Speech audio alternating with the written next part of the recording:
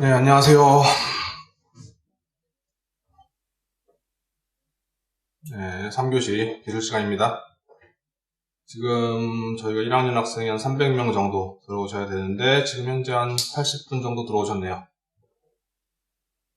등교 계약 언제 하냐고요? 저도 궁금해요. 5월 중순 경리만 하지 않을까요? 늦어도? 하겠습니다. 네. 라이브를 모든 선생님이 다 하면 좋겠죠. 다 하면 좋겠는데 여러분들 잘 아시겠지만 학교의 환경이 좋지가 않아요. 인터넷 속도 느리고 장비도 없습니다. 반갑습니다. 계속 들어오시네요. 자, 교과서 110페이지 한번 보도록 하겠습니다. 저번 시간에 1차, 2차, 3차 산업혁명에 대한 이야기 했었고요. 이번 시간에는 4차 산업혁명 이야기 간단하게 하고 마무리 지어 보려고 합니다. 중간중간에 질문 있으시면 채팅 올려주시고요. 근데 잘 아시겠지만 채팅이 약간 딜레이가 있죠. 한 10초 정도 딜레이가 있는 것 같아요. 그러니까 올려주시면 나중에 또 정리해서 더 설명을 해드리도록 하겠습니다. 네, 저번 시간에 우리가 기술이 무엇이냐, 기술적 활동, 기술적 시스템, 1차 산업혁명, 2차 산업혁명, 3차 산업혁명 이런 이야기들을 했었고요. 자, 이번 시간에는 많이 들어보신 이야기입니다. 4차 산업혁명. 4차 산업혁명이 무엇이고 어떤 의미를 가지는지 간단하게 한번 보도록 하겠습니다. 자, 4차 산업혁명이라고 하는 말은 2016년에 클라우스 슈바프라고 하는 분이 먼저 이야기를 했습니다. 물 마셔달라고요? 클라우스 슈바프, 이분은 세계경제포럼 회장님이시고요. 독일 사람입니다. 이렇게 생긴 아저씨예요. 머리가 좀 없으시네요. 이분이 4차 산업혁명이 앞으로 올 것이다 이렇게 이야기한 게 아니고요. 자, 우리보다 미래 후손들은 지금 우리 현재 시대를 보고 4차 산업혁명 시대다라고 이야기를 할 것이다 라는 말을 했습니다. 그러면서 이야기한 것이 여러 가지 기술들을 이야기를 했는데요. 4차 산업혁명을 규정할 수 있는 8가지 기술들을 이야기를 했습니다. 4차 산업혁명에서 핵심이 되는 기술들, 우리가 1차 산업혁명에서는 핵심 기술이 증기기관이었고요. 2차 산업혁명에서는 뭐였죠? 전기랑 대량 생산 시스템이었죠. 3차 산업혁명에서는 컴퓨터와 인터넷 이렇게 이야기를 했다면 이제 4차 산업혁명에서는 좀 많습니다. 아마 뭐가 될지 몰라고 다 얘기한 것 같아요. 요즘 유행하는 기술들을. 빅데이터, 인공지능, 로봇공학, 양자 컴퓨팅, 산물 인터넷, 무인 운송수단, 3D 프린팅, 이동 통신 기술 이런 것들을 이야기를 했습니다. 많이 다 들어보신 기술의 이야기일 거예요. 빅데이터부터 먼저 이야기를 해드리면은 빅데이터가 뭐죠? 아시는 분은 채팅에다 써주시면 감사하겠습니다.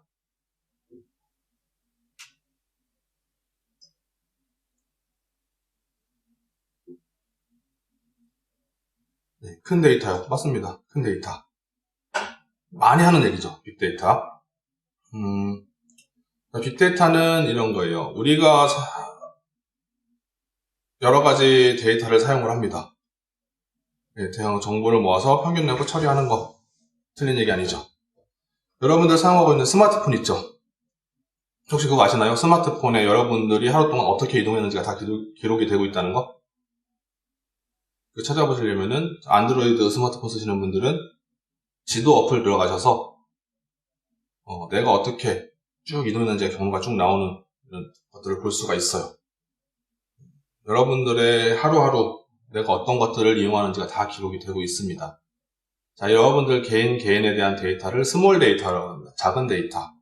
이런 것들이 쭉 많이 모여있으면 그걸 빅데이터라고 하는데요.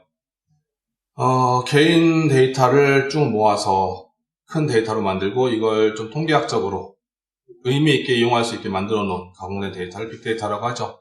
어려운 얘기인데 여러분들 이런 거 보신 적 있을 거예요. 여러분들이 마트 같은 데 가서 물건 계산할 때 계산하기 전에 계산원이 뭔가 버튼을 누릅니다. 뭘 누를까요? 무슨 버튼을 누르고 계산을 시작할까요?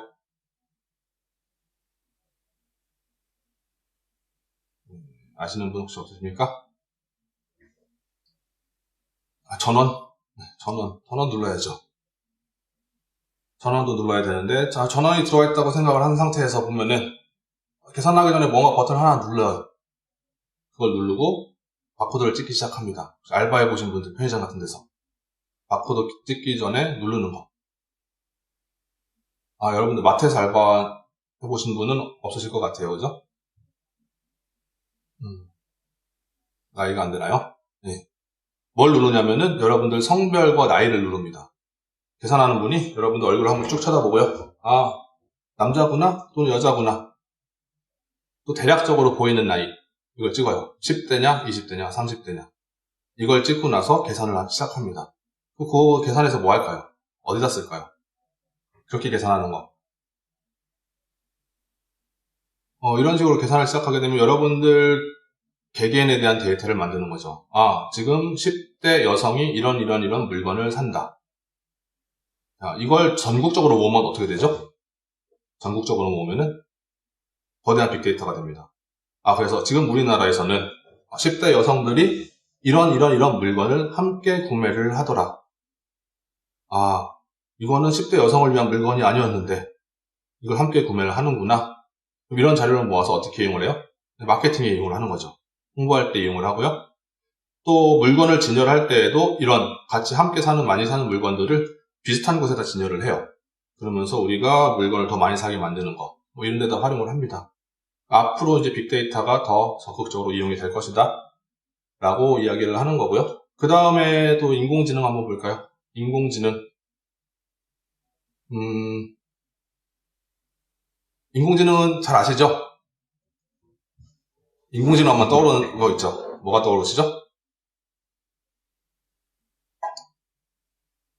시리, 알파고 이런 것들 나오는데, 로봇, 휴먼, 빅스비, 여러 가지가 나오는데요. 인공지능 하면은 일단은 우리한테 인공지능이 무엇인가를 각인시켜준 사건이 알파고죠. 알파고 이전에도 여러 가지 인공지능들이 있었죠. 그런데 알파고가 이세돌이라고 하는 사람이랑 바둑을 뒀죠. 2016년에 있었던 일이죠. 기억나시나요? 이세돌이 이겼습니까? 졌습니까? 이세돌이 알파고랑 바둑을 둬서 졌죠. 결론은 졌는데 그래도 5번 중에 1번 이겼습니다. 그죠? 1번. 그때 이세돌이 1번 이겼다. 1번밖에 못 이겼다라고 생각을 했는데 지금 생각해보면은 알파고한테 마지막으로 이긴 인간이죠. 좀 무서운 일이 벌어진 거죠. 이 이세돌이 알파고랑 인공지능 알파고랑 바둑을 두기 전에는 당연히 이세돌이 이길 거라고 생각을 했었어요. 그런데 결과를 보니까 말도 안 되게 졌죠. 더 무서운 얘기는 이거 2016년의 일이고요. 지금의 인공지능은 이때보다 훨씬 더 발전을 했죠. 그런 일들도 있었습니다. 인공지능 중에 보면은 마이크로소프트에서 테이라고 하는 인공지능을 만든 적이 있어요. 테이. 근데 걔는 흔히 얘기하는 챗봇이죠. 채팅을 하는 인공지능인데 걔가 가동 16시간 만에 미쳐가지고 굉장히 차별적인 발언들을 많이 쏟아냅니다. 히스패닉 계열은 사회에 도움이 안 된다는 얘기를 하기도 하고요. 페미니스트를 비난하는 이야기를 하기도 하고요. 인공지능이 왜 갑자기 그런 행동을 보일까?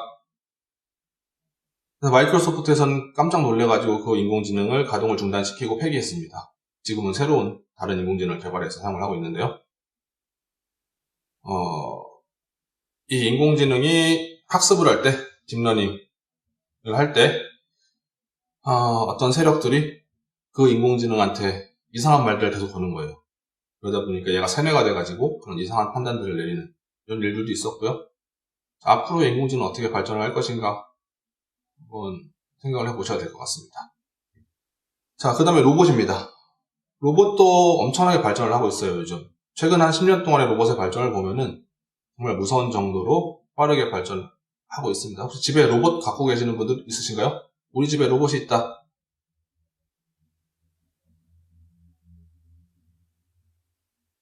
우리 집에 로봇이 있다.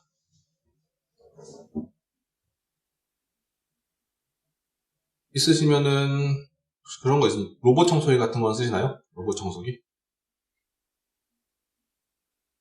학교에도 로봇 청소기 하나 있으면 좋겠는데. 그죠? 로봇 청소기. 과거의 로봇은 이렇게 생각을 했어요. 그 기능에 충실한 형태, 그 기능에 맞는 로봇을 개발하려고 했었죠. 그래서 뭐 공장에서 쓰는 로봇이라고 하지만 팔만 있죠. 네, 팔만. 로봇 청소기, 뭐 둥그란 거 병뚜껑처럼 생긴 게 돌아다니면서 청소를 하죠. 근데 최근에 와서는 이 로봇의 발전 방향이, 개발 방향이 좀 바뀌게 돼요. 로봇을 뭐처럼 만들려고 해요? 로봇을 뭐처럼 만들려고? 네, 사람이죠. 사람. 로봇과 기계의 차이는 무엇인가요? 기계는 외부의 힘에 의해서 그 힘 준 대로만 움직이는 걸 기계라고 하죠. 예를 들어서 기어 같은 것들, 이런 것들을 기계라고 합니다. 로봇은 다양한 움직임을 할 수 있는, 기계보다는 좀 더 발전된 형태를 로봇이라고 합니다. 로봇은 원래는 소설에서 나온 말이죠. 소설에서. 로봇도 하나의 기계죠. 네.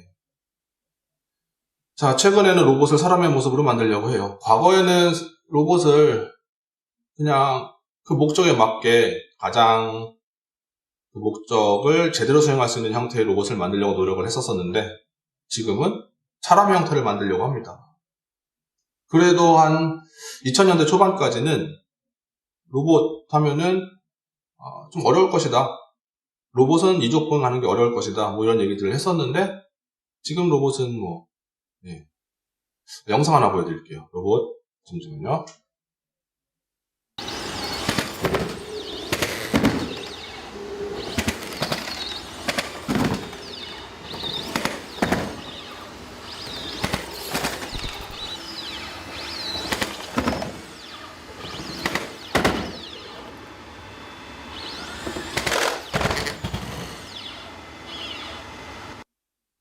로봇이 저런 짓을 합니다.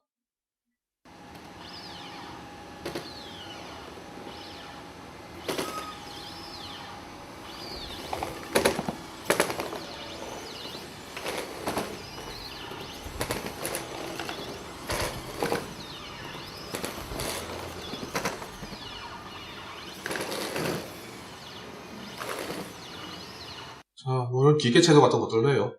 로봇이 사람처럼 움직이는 건 힘들겠다라고 했는데, 지금은 웬만한 사람보다 낫죠. 저보다는 나은 것 같아요. 저는 저런 짓 못합니다. 네. 여러분들도 아마 대부분 못하실 거예요. 저렇게는. 그죠? 저게 뭐 CG 이런 게 아니라 실제로 작동하는 로봇을 녹화를 해서 저 회사에서 홍보를 하는 건데요. 자, 저런 로봇을 만들려고 하는 이유는 간단히 생각하면 이거죠. 과거에는 그냥 한 가지의 목적만을 가지고 로봇을 개발했다면은, 지금은 사람의 형태를 한 로봇을 만들면은 이게 인간의 노동력을 대체할 수도 있겠다라고 하는 생각이 드는 거죠. 완전히 인간을 대체할 수 있게 변할 것이다 라는 예측을 해볼 수가 있는 것이고요. 기가 막히죠. 자, 그 다음에 양자 컴퓨팅. 양자 컴퓨팅은 너무 어려운 이야기라 설명하기가 좀 어렵습니다. 그죠? 이거 설명하려면 1시간 가지고도 모자라고요. 뭐 양자역학은 들어보셨죠? 어벤져스에 보면 나오는 어려운 이야기, 양자역학. 양자역학을 컴퓨터에 응용을 해서 만든 건데요. 지금 개발이 돼서 상용화되어 있는 컴퓨터도 있습니다. 그렇죠? 그래서 이게 실제로 사용되고 있는 양자 컴퓨터, 그렇죠? D-Wave라고 하는데, 구글에서 개발을 했고요. 나사랑 공동으로 개발을 했습니다. 사용을 하고 있고요. IBM이라고 하는 회사에서도 양자 컴퓨터를 개발하고 있다고 합니다. 이게 상용화가 되면은 지금의 컴퓨터와는 상상할 수 없을 정도로 빠른 속도로 연산을 할 수 있겠다 라고 하죠. 너무 크죠. 컴퓨터 너무 큰데요. 여러분들 지난 시간에 영상 보셨으면 기억하실 텐데, ENIAC이라고 하는 컴퓨터는 이거보다 훨씬 더 컸습니다. 그렇죠? 그러니까 저런 컴퓨터가 앞으로 일반화가 되면은, 지금 뭐 인공지능이나 로봇 이런 것들을 제어하는데 컴퓨터가 쓰이죠. 그런데 지금 현재 사용하는 컴퓨터의 연산 속도는 제한이 있습니다. 아직까지는 물리적인 제한이 걸리기 때문에. 과거에는 CPU의 속도가 리듬에 몸을 맡길게요. 무슨 소리죠? 지금은 시스템의 속도가 발전하는데 좀 한계가 있어요. 갑자기 이상한 소리가 들렸죠, 그죠?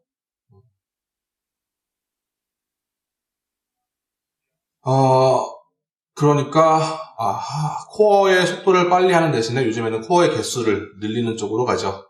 코어의 개수를, 그래서 처음에는 듀얼 코어가 나오더니 뭐 쿼드 코어, 옥타 코어, 점점 코어의 개수가 늘어나는 쪽으로 가는데, 이 양자 컴퓨터는 그거보다는 훨씬 더 상상할 수 없을 정도로 차원이 다른 연산 속도를 보여줄 것이라고 이론적으로는 이야기를 합니다. 근데 지금 현재 저 연구용으로 쓰고 있는 양자 컴퓨터는 큰 차이는 없다고 합니다. 앞으로 발전을 하겠죠. 갑자기 이상한 소리가 들렸는데 저는 좀 이따가 보여드릴 거고요. 자, 그 다음에 뭐 사물 인터넷이죠. 사물 인터넷. 자, 사물이 인터넷을 합니다. 원래는 인터넷은 인간이 쓰기 위해서 만들어 놓은 거였었죠. 사람이 사람과 정보를 교류하기 위해서, 소통을 하기 위해서 사용한 것이 인터넷인데, 사물 인터넷은 사물이 인터넷을 하는 거죠. 냉장고가 인터넷을 하고, 그죠? TV가 인터넷을 하고. 최근에 가전박람회에 출품됐던 것 중에 이것도 인터넷을 하더라고요. 쓰레기통이 인터넷을 합니다. 근데 여기서 하는 거는, 이런 거는 기계가 인터넷을 하는 게 아닙니다. 여러분들 집에 보면 인터넷이 된 TV 있는 집들이 있죠? 그런데 TV에 접속을 해서 내가 인터넷 브라우저를 실행시켜서 내가 검색을 한다. 그거는 TV가 인터넷을 하는 게 아니죠. 사람이 인터넷을 하는데 TV라는 도구를 이용하는 거죠. 사물 인터넷은 그런 걸 이야기하는 게 아니고요. TV가 그냥 혼자 스스로 인터넷에 접속을 하는 겁니다. 냉장고가 혼자 스스로 인터넷에 접속을 하는 것이고요. 방금 나왔던 소리인데 제 뒤에 하나가 설치가 되어 있어요. 스피커. 여기 보이시나요? 여기? 예? 여러분들 집에 있는 집들도 있겠죠? 그거 카카오 스피커인데요. 카카오야? 지금 몇 시냐? 오전 11시 29분이에요. 네, 저렇게 말로 알려주죠. 저런 스피커들. 제가 그냥 음성으로 명령을 내리면은 자기가 인터넷에 연결을 해서 여러 가지 정보를 처리할 수 있는 거. 이게 이제 일반화되면은 여러분들 가정의 여러 가지 생활들이 자동화될 수가 있겠죠. 뭐 그런 것들도 있어요. 여러분들 스마트폰으로 위치를 추적해갖고 집 주인이 우리 집 가까이 오면은 집에 보일러나 에어컨을 미리 켜주는 거. 이런 것들 다 인터넷을 이용해서 가능해질 것이다라고 하고요. 요즘 점점 많이 상용화가 되고 있는 것 같습니다. 이런 것들이 더 발전을 할 것이다 라고 보이고요. 지니보다 더 좋다? 다 거기서 거깁니다. 보면은 또 한참 인공지능 스피커 발전할 것 같이 나오다가 요즘에는 약간 제자리에 걸음하는 느낌이 있죠. 그 다음에 무인 운송 수단이 많이 일반화가 될 것이다. 점점 개발되고 있는데요. 이런 것들이죠. 무인 주행 자동차, 자율주행 자동차, 무인 비행기, 드론, 이런 것들. 그죠? 자율주행 자동차는 지금 현재 2단계 정도라고 하죠, 2단계. 선생님이 아침에 출근할 때 보면은, 제가 이제 서울에 살고 있는데, 학교까지 출근하려면 1시간 정도 걸립니다. 1시간 정도 걸리는데, 1시간 중에 거의 한 절반, 30분 정도는 차가 지가 혼자 알아서 옵니다. 굉장히 편리한 시대가 됐죠. 근데 앞으로는 자기 혼자 차선도 바꾸고 목적지를 찾아가는 시대가 올 것이다 라고 이야기를 하기도 하고요. 드론 배송하는 거는 많이 영상 보셨을 거예요. 이게 우리나라에서는 좀 어려울 것 같아요. 그죠? 우리나라에서는 드론으로 배송을 하려면은 무언가 이걸 내려놓을 수 있는 마당 같은 게 있어야 되는데 우리나라는 다 아파트잖아요. 그죠? 강퇴 부탁한다고요? 강퇴. 제가 아직 기능을 잘 몰라서요. 강퇴를 어떻게 시키는지 한번 연구해 보도록 하겠습니다. 우리나라는 거의 아파트이기 때문에 이 드론으로 배송을 하려면 어떻게 받아야 되나요? 베란다에서 받아야 되나요? 그죠? 이런 문제도 있을 수 있죠. 사생활 침해 문제.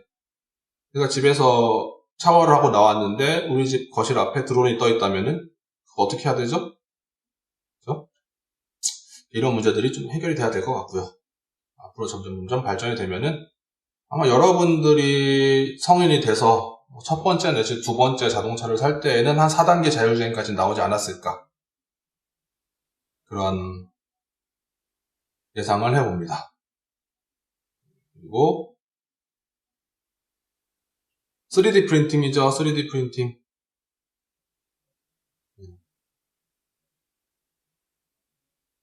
뭐 이상한 글들이 막 올라와요.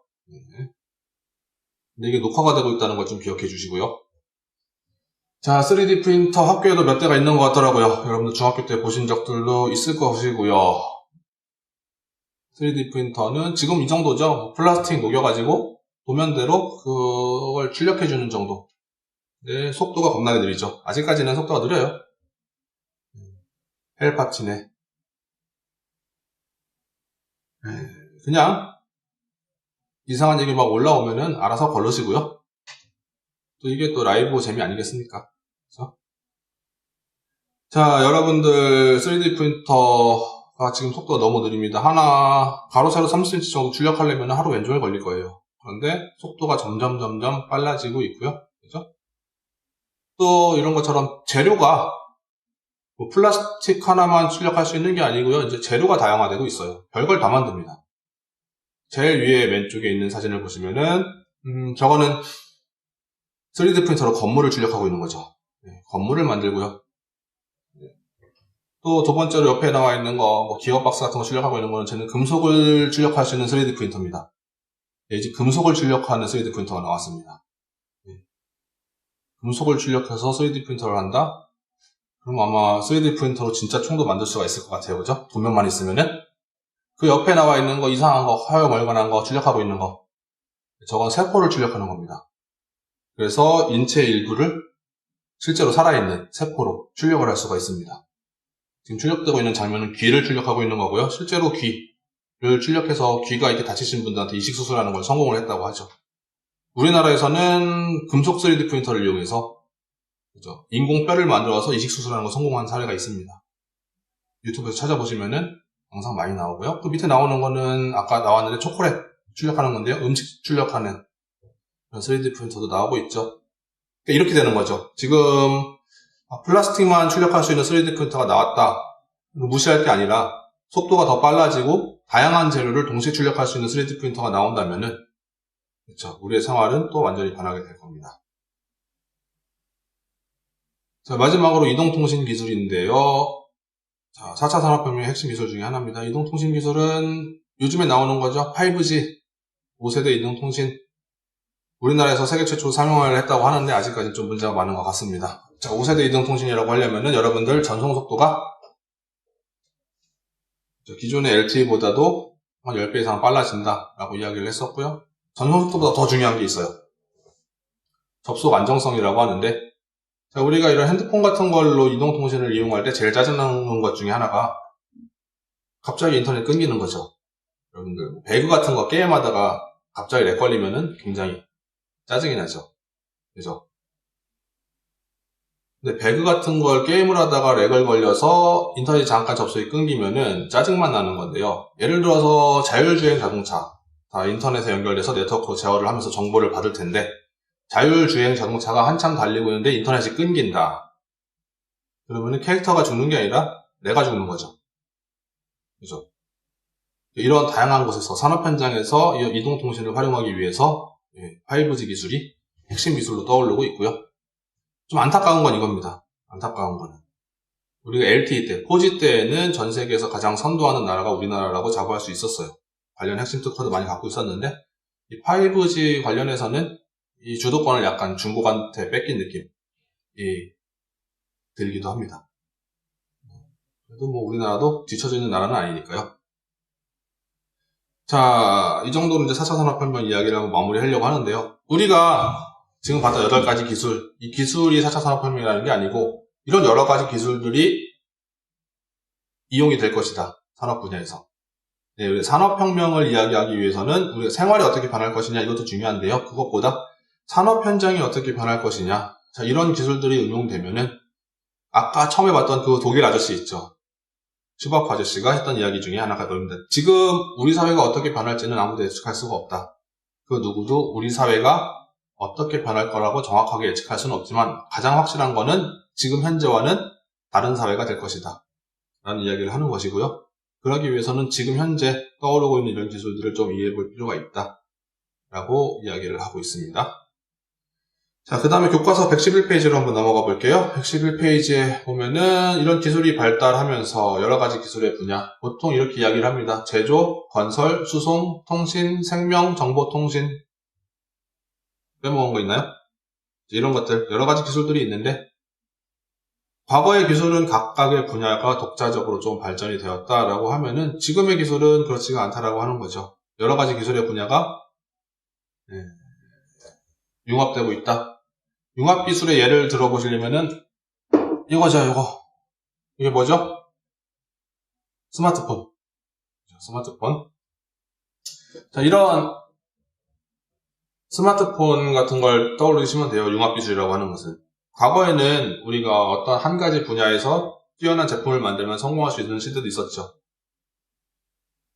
이렇게 얘기하면 제가 되게 옛날 사람 같은데, 선생님이 대학 다닐 때 일반 사람들이 사용하는 핸드폰이 거의 처음 나왔습니다. PCS라고 하는 서비스가 이제 등장을 했는데, 그때는 전화를 하려면 핸드폰을 들고 다녔어야 됐고요. 그리고 저 대학교 2학년인가 3학년 때 MP3 플레이어라고 하는 게 처음 나오게 되었어요. 그 음악을 듣기 위해서 그 장치를 들고 다녔고요. 그 전에는 CD 플레이어 큰 거 들고 다녔었습니다. 또 뭐 사진을 찍고 싶으면은 카메라 따로 들고 다녔고요. 여러 가지 제품들을 각각의 제품으로 들고 다녔었는데 지금은 그냥 스마트폰 하나 들고 다니면 다 되죠. 다 됩니다.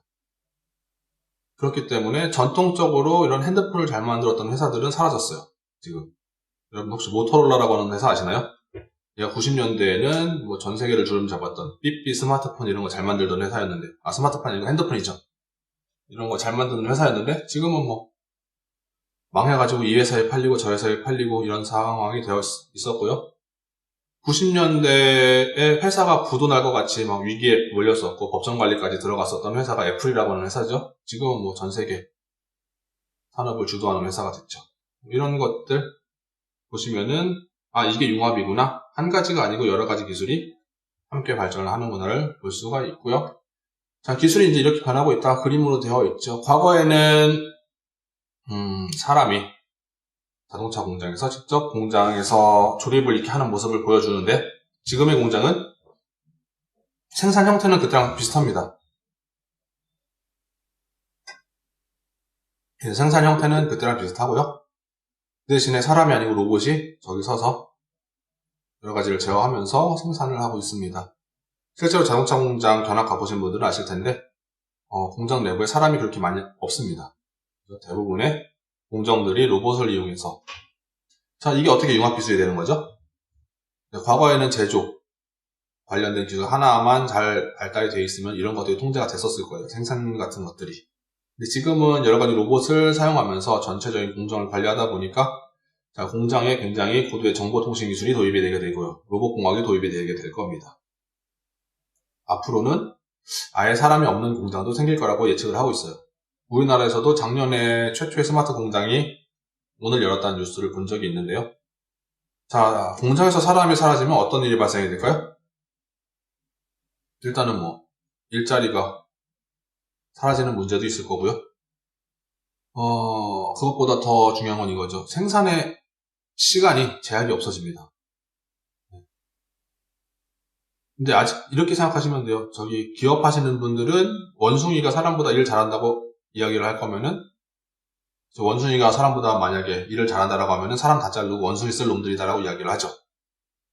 그런데 이 로봇들은 전기만 매겨주면은 일을 합니다. 근데 일을 하는데 시간이 없죠. 시간 제약이 없어요. 하루 종일 일을 할 수가 있을 겁니다. 그렇죠? 물건의 생산량이 지금보다 훨씬 더 많아질 것이다. 이런 예측을 해볼 수가 있는 거죠. 자, 그 다음에 또 건설도 마찬가지입니다. 과거에는 사람의 힘으로 모든 건설의 공정을 다 만들었다면 지금은 여러 가지 다양한 기계 장치들을 이용을 하고요. 유튜브에서 이거 찾아보시면 재밌는데 두바이에 있는 건물 있죠. 세상에서 제일 높은 거 부르즈 칼리파 안에는 어떤 기술들이 사용이 됐는지 한번 찾아보시면은 이 건설 기술만으로 만들어진 건물이 아니죠. 굉장히 다양한 통신기술도 활용이 되고 생명공학도 활용이 되고요. 우리나라에서 지어진 것 중에 제일 높은 거 저기 롯데월드 있죠? 그것도 홍보 영상 보시면 그런 장면이 나와요.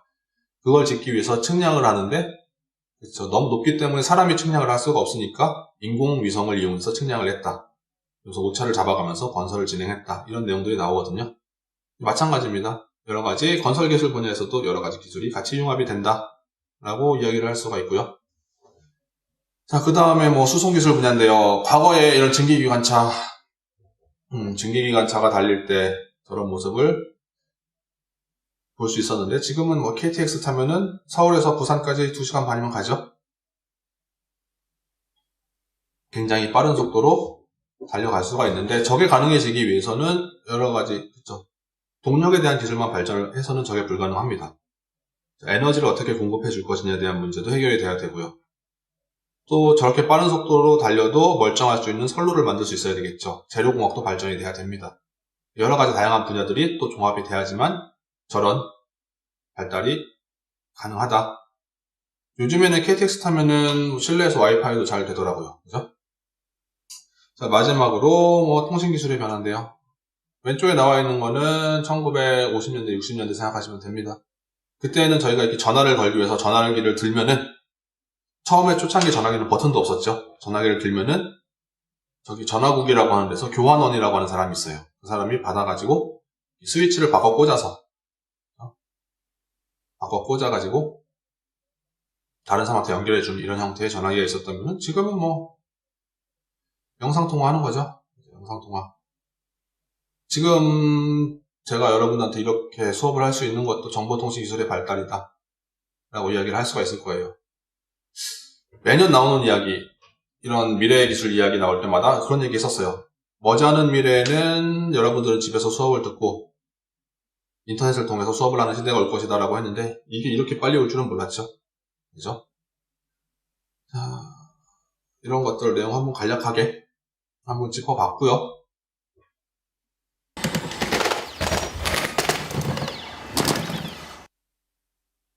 네, 여러분들 이번 시간 굉장히 수고하셨고요. 오늘은 간략하게 이 정도 내용만 한번 보도록 하겠습니다. 다음 시간에는 뒤에 나오는 첨단 기술의 변화 내용을 한번 보도록 할 것이고요. 네, 여러분들 오늘 라이브 처음 해봤는데 뭐 그렇게 나쁘지는 않았죠? 예. 다음 시간에도 한번 라이브로 한번 해보도록 하겠습니다. 라이브 하게 되면은 또 이 시간에 못 들어오는 친구들이 많이 부담을 갖던데 부담 가지실 필요 없고요. 예. 다시 녹화해서 어느 정도 할 거니까 여러분들도 다음 주에도 시간 되시면은 또 한번 같이 들어와서 진행을 했으면 좋겠습니다. 네, 수고하셨습니다. 다음 시간에 만나도록 합시다.